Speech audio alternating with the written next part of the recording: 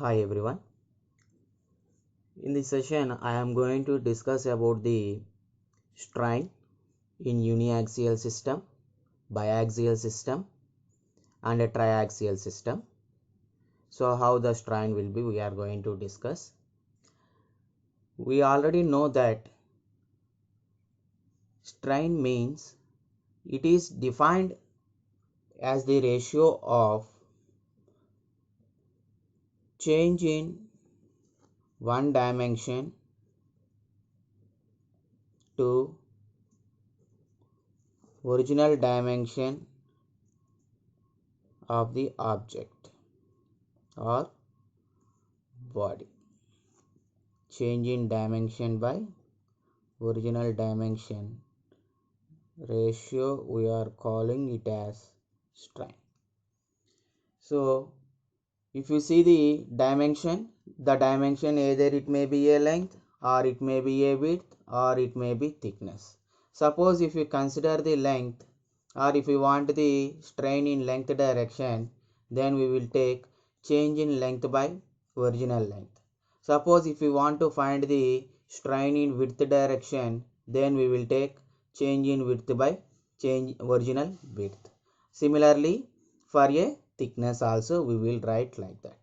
So if you see the units for strain, so if you take the units, so units will be equals to, suppose if you take the strain in length direction, then change in length by original length. So the change in length, so the length is in terms of meters or mm by original length. So original length is also either in meters or millimeters. So meters by meters will cancel. So there are no units for strain. Now let us calculate the strain in uniaxial direction. So first I am taking the strain in uniaxial direction. So before discussing about the strain in uniaxial direction, biaxial direction and triaxial direction, already we have discussed about Poisson's ratio. So what is Poisson's ratio? We need to know first of all Poisson's ratio. So Poisson's ratio is nothing but the ratio of lateral strain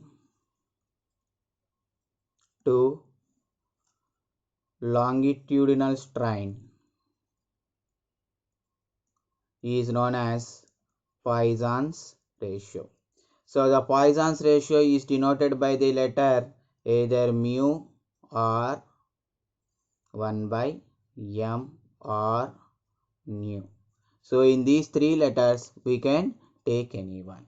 So if you see the units of Poisson's ratio are, so the top one is also strain, bottom one is also strain, so both will be cancelled, and the units for Poisson's ratio are, there are no units for the Poisson's ratio. So now let us discuss about the strain in uniaxial direction. So I am taking a one dimensional element. So I am taking a bar of one dimensional element. So now I am going to apply a load on this bar only in one direction. So let us say I am applying a load of tensile nature on this one dimensional element so that the stress is developed. Let us say the bar is in x direction, then the stress developed will be also in x direction. So because of this induced stress, then and the applied load P, so a strain is induced in this bar, so that strain in x direction will be is equals to stress in x direction by Young's modulus. So already we know that Young's modulus is equals to stress by strain. So now if we require strain is equals to stress by Young's modulus. So I have used the same principle here for calculating the strain in x direction. This is when if you take a one dimensional element or uniaxial direction. Suppose if we take a 2D element or two-dimensional system, if you consider a two-dimensional system, then here I am taking a two-dimensional body. So this is the two-dimensional body I am taking, whose length is equals to L and width is equals to W. So now I am applying a load on this element. So because of the application of load, I am assuming that there is a induce of stress in linear direction, x direction is sigma x, and there is a induce of stress in y direction is sigma y. Because of the application of the load on this two-dimensional element, I am assuming that there is a application of the induce of stress in both the directions, in x direction and in y direction. In x direction the induced stress is sigma x, and in y direction the induced stress is sigma y. Then in that situation I need to calculate the stress in strain in x direction and strain in x direction, y x direction. So now I am going to calculate the strain in x direction is equals to, strain is represented by epsilon and in x direction means x. So epsilon x I require. So epsilon x is equals to. So first of all, let us take the strain in x direction. What is strain in x direction? Stress in x direction by Young's modulus. So what is stress in x direction? Sigma x by Young's modulus E. So up to this we will write in a one-dimensional system. But if you take a two-dimensional system, then we need to subtract the strain in other directions. So what is the strain in other direction? Other than x, there is only one direction, that is y direction.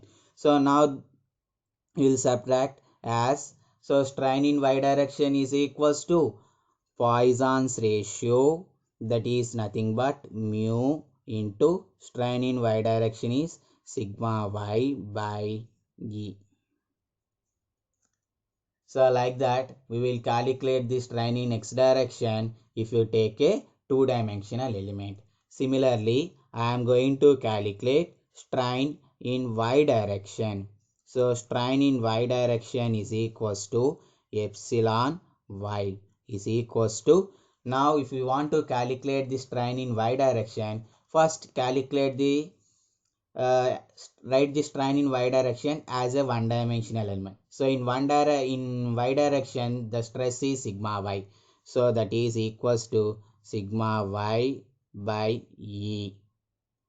If you take a one-dimensional element, but here we are taking two-dimensional. So other than y direction, what are the directions are there? X is the other direction.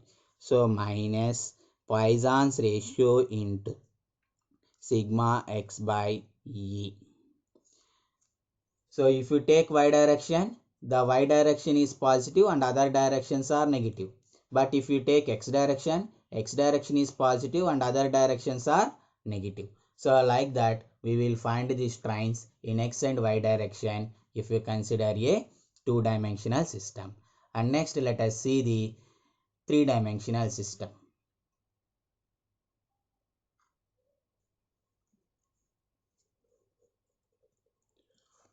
Now I am taking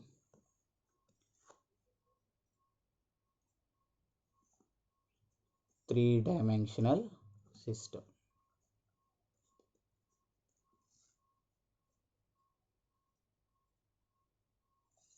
So here I am taking a three-dimensional element.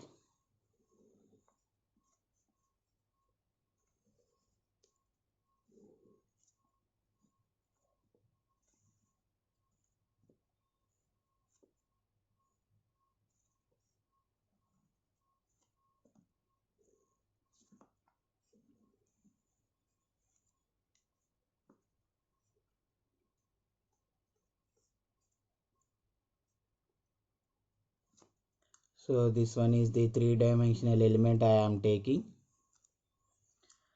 So now let us apply the load on this three-dimensional element. Let us say the dimensions of this element are, this one is length, and this one is width, and this one is height. Right. So now I am applying a load of P on this three-dimensional element. So because of the application of the load, there is a induction of stress in x direction, and next stress in y direction. So this is stress in x direction, and this one is stress in y direction, and there is a induced of stress in z direction also. It is sigma z. So now the three stresses are developed in the element because of the application of the load. So now I need to find the strain in x direction, y direction and z direction. That means what about the change in dimensions of the object? I can able to find them because of the or with the usage of strain. So now I am going to write the strain in x direction. Strain in x direction is equals to, so that is represented by the letter epsilon x, and that equals to, first write the strain in x direction. So the strain in x direction is sigma x by E, and subtract the remaining two lateral strains. So as we are considering the length direction, it will be the longitudinal direction for x, and the remaining y and z directions are lateral, that means perpendicular. So that's why subtract them, minus mu into sigma y by E minus mu into sigma z by E. So this one is the strain in x direction. So similarly, let us write the strain in y direction is equals to, strain in y direction is epsilon y, that equals to, first write the strain in y direction, sigma y by E. So the y direction is now the longitudinal strain for sigma y. So that's why sigma y by E. Write the other two directions, minus mu into sigma x by E minus mu into sigma z by E. It is the strain in y direction. Next, similarly, let us write the strain in z direction. So strain in z direction is equals to epsilon z. So that is equals to, first write the strain in z direction, sigma z by E.